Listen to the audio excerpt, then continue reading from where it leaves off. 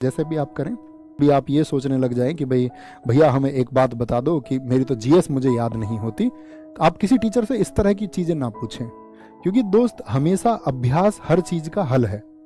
अभ्यास और चीज़ों को दोहराना, मैंने शुरुआत में बताया आंद्रे अगासी का उदाहरण दे करके कि आप जिस चीज़ को दोहराएंगे वो आपका बेहतरीन हो जाएगा। आपका कोई विषय अगर आज कमजोर है ना, वो उसके कमजोर होने का कारण ये है कि आपने उस विषय को समय नहीं दिया होगा। अगर आपका मैथ स्ट्रांग है मान के चलिए, तो आपने मैथ को समय दिया होगा ना, इसीलिए तो स्ट्रांग हुआ या खुद ही हो गया। रीजनिंग आपकी अच्छी है तो आपने उसको समझ लिया होगा, वो सभी की अच्छी हो जाती है दरअसल में।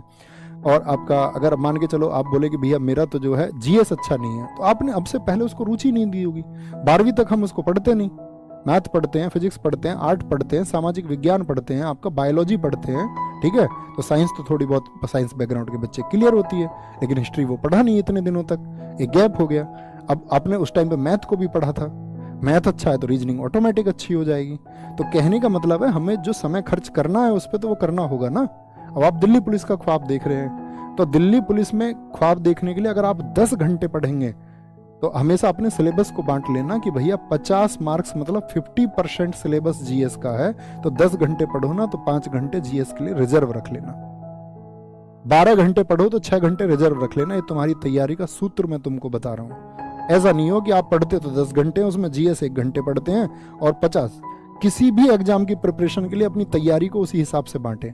एचसीएम का पेपर देंगे, हेड कांस्टेबल मिनिस्ट्रियल, जितना परसेंटेज है जिस सब्जेक्ट का, अपनी तैयारी के हिसाब से उतने आवर्स उसे दो। एडब्ल्यूटीपीओ में इतने का वेटेज है, इस तरह से दे। दिल्ली पुलिस ड्राइवर का तो इस तरह से दे।